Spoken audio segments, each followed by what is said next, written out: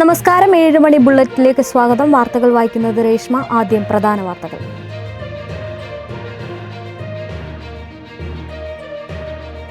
തിരുവനന്തപുരം മൊട്ടമൂട് പിഞ്ചുകുഞ്ഞിനെ ക്രൂരമായി മർദ്ദിച്ച അംഗനവാടി ടീച്ചർക്കെതിരെ പോലീസ് കേസെടുത്തു. ആലപ്പുഴയിൽ തന്നെ എയിംസ് സ്ഥാപിക്കണമെന്ന നിലപാട് ആവർത്തിച്ച് കേന്ദ്രമന്ത്രി സുരേഷ് ഗോപി. ഷാഫി പറമ്പലിനെതിരായിട്ടുള്ള ആരോപണവുമായി ബന്ധപ്പെട്ട് പ്രതികരണവുമായി CPM പാലക്കാട് ജില്ലാ സെക്രട്ടറി EN സുരേഷ് ബാബു. സംസ്ഥാനത്ത് മഴ മുന്നറിയിപ്പിൽ മാറ്റം. 4 ജില്ലകളിൽ ഇന്ന് ഓറഞ്ച് അലർട്ട്. അതിശക്തമായിട്ടുള്ള മഴ തുടരും. വാർത്തകൾ വിശദമായി.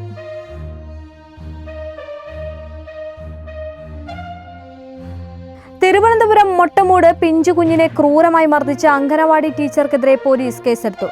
CWCയുടെ നിർദ്ദേശത്തെ തുടർന്ന് പോലീസ് കഴിഞ്ഞ ദിവസം രാത്രി ആശുപത്രിയിലെത്തി കുഞ്ഞിന്റെ മാതാവിന്റെ മൊഴിയെടുക്കുകയും ശേഷം ടീച്ചർക്കെതിരെ കേസെടുക്കുകയുമായിരുന്നു. 2.25 വയസ്സ് മാത്രം പ്രായമുള്ള കുഞ്ഞിന്റെ മുഖത്ത് കൈവീശി അടിക്കുകയായിരുന്നു. തിരുവനന്തപുരം മൊട്ടമൂട് പിഞ്ചു കുഞ്ഞിനെ ക്രൂരമായി മർദ്ദിച്ച അംഗനവാടി ടീച്ചർക്കെതിരെ പോലീസ് കേസെടുത്തു. CWCയുടെ നിർദ്ദേശത്തെ തുടർന്ന് പോലീസ് ഇന്നലെ രാത്രി ആശുപത്രിയിലെത്തി കുഞ്ഞിന്റെ മാതാവിന്റെ മൊഴിയെടുക്കുകയും ശേഷം ടീച്ചർക്കെതിരെ കേസെടുക്കുകയുമായിരുന്നു. 2.25 വയസ്സ് മാത്രം പ്രായമുള്ള കുഞ്ഞിന്റെ മുഖത്ത് കൈവീശി അടിക്കുകയായിരുന്നു. ബുധനാഴ്ച വൈകിട്ടോടെയാണ് മർദ്ദന വിവരം കുഞ്ഞിന്റെ വീട്ടുകാർ അറിയുന്നത്. മൊട്ടമൂട് പറമ്പ് കോണാത്തിൽ പ്രവർത്തിക്കുന്ന അംഗനവാടിയിലെ ടീച്ചർ പുഷ്പകലയാണ് കുഞ്ഞിനെ മർദ്ദിച്ചതെന്ന് പരാതി. 3 വിരൽപ്പാടുകളാണ് കുഞ്ഞിന്റെ മുഖത്ത് ഉണ്ടായിരുന്നത്. ശേഷം തൈക്കാട് സർക്കാർ ആശുപത്രിയിൽ കുഞ്ഞിനെ ചികിത്സയ്ക്കായി പ്രവേശിപ്പിക്കുകയായിരുന്നു. ബന്ധുക്കൾ നടത്തിയ അന്വേഷണത്തിലാണ് ടീച്ചർ മർദ്ദിച്ചതായി കണ്ടെത്തിയത്. ജുവനൈൽ ജസ്റ്റിസ് നിയമപ്രകാരം കേസെടുക്കുകയായിരുന്നു. ആലപ്പുഴയിൽ തന്നെ എയിംസ് സ്ഥാപിക്കണമെന്ന നിലപാട് ആവർത്തിക്കുകയാണ് കേന്ദ്രമന്ത്രി സുരേഷ് ഗോപി.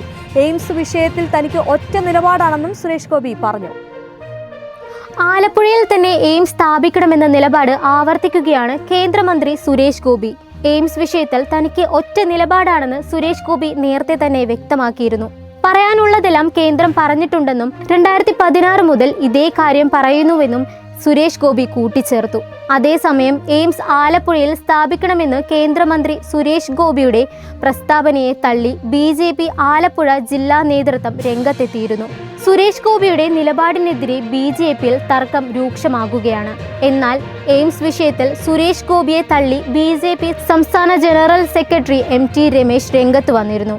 കേരളത്തിൽ എയിംസ് വേണമെന്നാണ് BJPയുടെ നിലപാട്. ഏത് ജില്ലയിലാണെങ്കിലും സ്വാഗതം ചെയ്യും. തൃശ്ശൂരിലോ ആലപ്പുഴയിലോ ഇല്ലെങ്കിൽ തമിഴ്നാട്ടിലേക്കോ പോയിക്കോട്ടെ എന്ന സുരേഷ് ഗോപിയുടെ നിലപാടിനോട് യോജിക്കാൻ കഴിയുന്നില്ല. അത്തരത്തിലുള്ള നിലപാട് BJPക്ക് ഇല്ലെന്നും MT രമേശ് പറഞ്ഞിരുന്നു. എയിംസ് എവിടെ സ്ഥാപിക്കണമെന്ന് തീരുമാനിക്കുന്നത് കേന്ദ്ര സർക്കാരാണ്. എയിംസ് കേരളത്തിനാണ് ആവശ്യം, ഒരു ജില്ലയിലെ ആളുകൾക്കല്ല. കേരളത്തിനാണ് എയിംസ് നൽകുന്നത്. തൃശ്ശൂരിലോ ആലപ്പുഴയിലോ ഇല്ലെങ്കിൽ തമിഴ്നാട്ടിലേക്കോ പോയിക്കോട്ടെ എന്നെല്ലാം സുരേഷ് ഗോപി പറയുന്നത് വ്യക്തിപരമാണ്. അത്തരം അഭിപ്രായം BJPക്കില്ല. എയിംസ് കേരളത്തിൽ വരണമെന്ന സംസ്ഥാന സർക്കാരിന് യാതൊരു താല്പര്യവുമില്ലെന്ന് MT രമേശ് കുറ്റപ്പെടുത്തി. അതേസമയം സുരേഷ് ഗോപിയുടെ നിലപാടിനെതിരെ സംസ്ഥാന നേതൃത്വം ദേശീയ നേതൃത്വത്തെ പരാതി അറിയിച്ചിട്ടുണ്ട്. കഴിഞ്ഞ ദിവസം ഡൽഹിയിലെത്തിയ സംസ്ഥാന ജനറൽ സെക്രട്ടറി അനൂപ് ആന്റണിയാണ് ദേശീയ നേതൃത്വത്തിന് പരാതി നൽകിയത്. പരസ്യ നിലപാട് ആവർത്തിക്കുന്ന സുരേഷ് ഗോപിയെ അടക്കി നിർത്താൻ സംസ്ഥാന അധ്യക്ഷൻ രാജീവ് ചന്ദ്രശേഖർ പ്രധാനമന്ത്രിയോട് ആവശ്യപ്പെടുന്നതാണ് വിവരം. അടുത്ത ആഴ്ച പ്രധാനമന്ത്രിയെ രാജീവ് ചന്ദ്രശേഖർ നേരിട്ട് കാണും. കേരളത്തിൽ എയിംസിന് തറക്കല്ലിടാതെ താൻ ഇനി തിരഞ്ഞെടുപ്പിൽ മത്സരിക്കുകയോ പ്രവർത്തനങ്ങൾക്ക് ഇറങ്ങുകയോ ചെയ്യില്ല എന്നതടക്കം പലങ്കു സംവാദത്തിൽ നിരവധി തവണയാണ് കേന്ദ്ര സഹമന്ത്രി സുരേഷ് ഗോപി ഈ വിഷയം ഉയർത്തിയത്. ഷാഫി പറമ്പലിനെതിരായിട്ടുള്ള ആരോപണവുമായി ബന്ധപ്പെട്ട് പ്രതികരണവുമായി CPM പാലക്കാട് ജില്ലാ സെക്രട്ടറി EN സുരേഷ് ബാബു. പറഞ്ഞതിൽ ഉറച്ചു നിൽക്കുന്നുവെന്നും അനാവശ്യമായി കോലിട്ടിളക്കാൻ വന്നാൽ അതിന്റെ പ്രത്യാഘാതം ഗുരുതരമായിരിക്കുമെന്നും സുരേഷ് ബാബു പറഞ്ഞു. ഷാഫി പറമ്പലിനെതിരായ ആരോപണവുമായി ബന്ധപ്പെട്ട് പ്രതികരിച്ച CPM പാലക്കാട് ജില്ലാ സെക്രട്ടറി EN സുരേഷ് ബാബു ഇന്നലെ പറഞ്ഞതിൽ ഉറച്ചു നിൽക്കുന്നുവെന്നും അനാവശ്യമായി കോലിട്ടിളക്കാൻ വന്നാൽ അതിന്റെ പ്രത്യാഘാതം വളരെ ഗുരുതരമായിരിക്കുമെന്നും സുരേഷ് ബാബു പറഞ്ഞു. ആരെങ്കിലും പരാതി നൽകിയിട്ടുണ്ടെങ്കിൽ അവർ ഷാഫി വീണ് കാണണമെന്ന് ആഗ്രഹിക്കുന്നവരായിരിക്കും. വ്യക്തിപരമായി ഉയരുന്ന അശ്ലീലങ്ങളെക്കുറിച്ച് ചർച്ച ചെയ്യാൻ CPMന് താല്പര്യമില്ല. നേതാക്കളുടെ പെട്ടിയും തൂക്കി അവർ പറയുന്നത് കേട്ട് അഭിപ്രായം പറയുന്നവരല്ല ഞങ്ങൾ.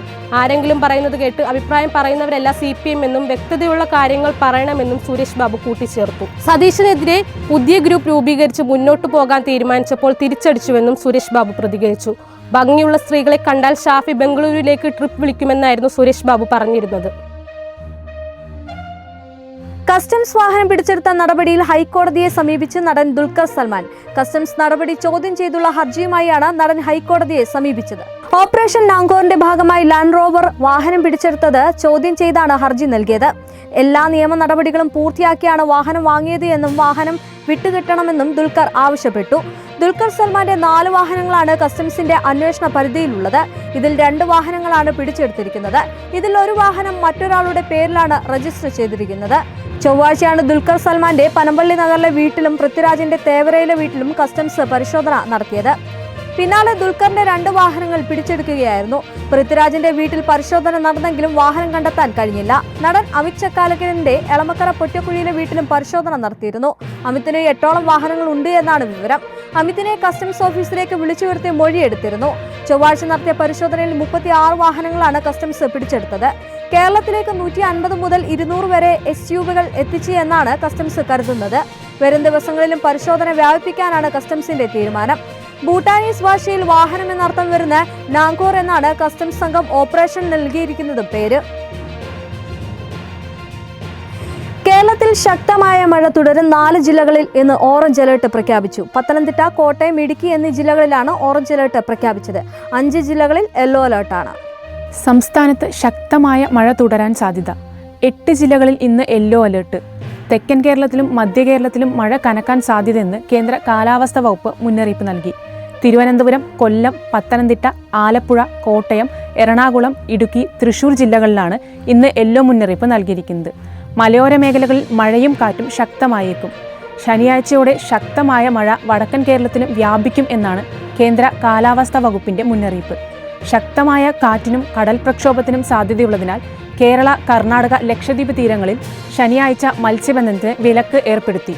ഒറ്റപ്പെട്ടയിടങ്ങളിൽ ഇടിമിന്നലിനും മണിക്കൂറിൽ 40 കിലോമീറ്റർ വരെ വേഗത്തിൽ ശക്തമായ കാറ്റിനും സാധ്യതയുണ്ട്. അതേസമയം തിരുവനന്തപുരം ജില്ലയിൽ സ്കൂളുകൾക്ക് അവധി പ്രഖ്യാപിക്കാൻ വൈകിയതോടെ സ്കൂളിലെത്തിയ കുട്ടികൾ മടങ്ങിപ്പോകുന്ന സാഹചര്യവും ഉണ്ടായി. കേരളത്തിലെ ഫുട്ബോൾ ആരാധകരുടെ കാത്തിരിപ്പിന് വിരാമമിട്ട് കേരള ബ്ലാസ്റ്റേഴ്സ് ഇതാ വീണ്ടും ബൂട്ടണിയാൻ പോവുകയാണ്. സൂപ്പർ കപ്പ് 2025-26 ഫുട്ബോൾ ടൂർണമെന്റിന്റെ മത്സരക്രമം ഒരുക്കിയിട്ടുണ്ട്. കേരളത്തിലെ ഫുട്ബോൾ ആരാധകരുടെ കാത്തിരിപ്പിന് വിരാമമിട്ട് കേരള ബ്ലാസ്റ്റേഴ്സ് ഇതാ വീണ്ടും ബൂട്ടണിയാൻ പോവുകയാണ്. സൂപ്പർ കപ്പ് 2025-26 ഫുട്ബോൾ ടൂർണമെന്റിന്റെ മത്സരക്രമമായിരിക്കുകയാണ്. ഇന്ത്യൻ സൂപ്പർ ലീഗിന്റെ കാര്യത്തിൽ അനിശ്ചിതത്വം തുടരവെയാണ് കേരള ബ്ലാസ്റ്റേഴ്സ് സൂപ്പർ കപ്പിലൂടെ വീണ്ടും കളത്തിലിറങ്ങാൻ പോകുന്നത്. പുതിയ ടീം, കരുത്തും പരിശീലന തന്ത്രവുമായി കേരളത്തിലെ ഫുട്ബോൾ ആരാധകരെ വീണ്ടും ആവേശത്തിലിറക്കാനുള്ള തയ്യാറെടുപ്പിലാണ് ബ്ലാസ്റ്റേഴ്സ്. ശക്തന്മാർ ഉൾപ്പെടുന്ന ഗ്രൂപ്പ് ഡിയിലാണ് ബ്ലാസ്റ്റേഴ്സ് ഉൾപ്പെട്ടിരിക്കുന്നത്. നിലവിലെ ISL ടീമുകളായ Mumbai city FC, Hyderabad FC എന്നിവർക്കൊപ്പം I-ലീഗ് ക്ലബ്ബായ രാജസ്ഥാൻ യുണൈറ്റഡ് FCയും ഉൾപ്പെടുന്നതാണ് ഗ്രൂപ്പ് ഡി. ഇവരെല്ലാം കളിച്ച് മുന്നേറുക എന്ന വലിയ ലക്ഷ്യത്തോടെയാവും ബ്ലാസ്റ്റേഴ്സ് ടൂർണമെന്റിന് ഇറങ്ങുക. എന്നാൽ മുന്നേറ്റം അത്ര എളുപ്പമാവില്ലെന്ന് തന്നെ പറയാം. ഒക്ടോബർ 25-നാണ് ടൂർണമെന്റ് ആരംഭിക്കുന്നത്. ഈസ്റ്റ് ബംഗാളും റിയൽ കാശ്മീർ FCയും തമ്മിലാണ് ഉദ്ഘാടന മത്സരം. ബ്ലാസ്റ്റേഴ്സിന്റെ ആദ്യ മത്സരം ഒക്ടോബർ 30-ന് രാജസ്ഥാൻ യുണൈറ്റഡ് FCക്കെതിരെയാണ്. രണ്ടാമത്തെ മത്സരം നവംബർ 3-ന് ഹൈദരാബാദ് FCയുമായി നടക്കും. ഈ ആദ്യ 2 മത്സരങ്ങൾക്കും ബാംബോലി സ്റ്റേഡിയമാണ് വേദിയാകുന്നത്. ഗ്രൂപ്പ് ഘട്ടത്തിലെ നിർണായകമായ അവസാന മത്സരത്തിൽ നവംബർ 6-ന് ഫറ്റോഡ സ്റ്റേഡിയത്തിൽ വെച്ച് മുംബൈ സിറ്റി FCയെയും മഞ്ഞപ്പട നേരിടും. നോക്കൌട്ട് ഘട്ടത്തിലേക്ക് യോഗ്യത നേടുന്നതിന് ഈ മത്സരം നിർണായകമായേക്കാം. ഡേവിഡ് കാറ്റ്ലയുടെ പരിശീലനത്തിന് കീഴിലായി ഇത്തവണ ബ്ലാസ്റ്റേഴ്സ് ഇറങ്ങുന്നത്. വലിയ ആരാധക പിന്തുണയുള്ള ടീമായിട്ടും മേജർ കിരീടങ്ങളിലേക്ക് എത്താൻ ബ്ലാസ്റ്റേഴ്സിന് സാധിക്കുന്നില്ല. ഇത്തവണയെങ്കിലും അതിന് മാറ്റമുണ്ടാകുമോ എന്നാണ് ആരാധകർ ഉറ്റുനോക്കുന്നത്. മിലോസ് ഡ്രീൻസിച്ച്, ക്വാമി പെഫ്ര എന്നിവർ ഇതിനോടകം കേരള ബ്ലാസ്റ്റേഴ്സ് വിട്ടിട്ടുണ്ട്. എന്നാൽ അഡ്രിയൽ ലൂണ, നോഹ സദോയ് എന്നിവരും ഇപ്പോൾ ടീമിന്റെ ഭാഗമായിട്ടുണ്ട്. ടീം കരുത്തുയർത്തി വരുന്ന സീസണെ ആവേശത്തോടെ നേരിടാനുള്ള തയ്യാറെടുപ്പിലാണ് ബ്ലാസ്റ്റേഴ്സ്. ലഭിക്കുന്ന റിപ്പോർട്ടുകൾ പ്രകാരം സൂപ്പർ കപ്പിനായുള്ള ബ്ലാസ്റ്റേഴ്സിന്റെ പരിശീലനം ഒക്ടോബർ ആദ്യവാരം തന്നെ ആരംഭിച്ചേക്കും. പുതിയ നീക്കങ്ങളോടെ കപ്പിലേക്ക് എത്താൻ ബ്ലാസ്റ്റേഴ്സിനാവുമോ എന്നത് കാത്തിരുന്ന് കാണാം. അതേസമയം ട്രാൻസ്ഫർ സമയപരിധി അവസാനിച്ചതിനാൽ മികച്ച വിദേശ താരങ്ങളെ ലഭിക്കുക എളുപ്പമാകില്ല. ഒരു ടീമിലും ചേരാതെ ഫ്രീ ഏജന്റുമാരായ കളിക്കാരിൽ നിന്ന് തിരഞ്ഞെടുപ്പ് നടത്തേണ്ടി വരും. നിലവിലുള്ള വിദേശ താരങ്ങളിൽ ലൂണയുടെയും സദുയുടെയും പ്രകടനത്തിൽ ക്ലബിന് സന്തോഷമുണ്ട്. ലെഗാത്തോറിന്റെ കാര്യത്തിൽ അത്ര തൃപ്തിയില്ല. ജനുവരിയിൽ ട്രാൻസ്ഫർ സമയത്ത് ലെഗാത്തോറിന് പകരക്കാരനെ കണ്ടെത്താനും ബ്ലാസ്റ്റേഴ്സ് ശ്രമിച്ചേക്കും. മോഹൻലാൽ സത്യൻ അന്തിക്കാട് ചിത്രം ഹൃദയപൂർവ്വം 100 കോടി ക്ലബിൽ. ആഗോള കളക്ഷനും മറ്റു വരുമാനങ്ങളും ചേർത്താണ് ചിത്രം 100 കോടി പിന്നിട്ടത്. 2025-ൽ 100 കോടി ക്ലബിൽ കയറുന്ന മോഹൻലാലിന്റെ മൂന്നാമത്തെ മലയാള ചിത്രമാണ് ഹൃദയപൂർവ്വം.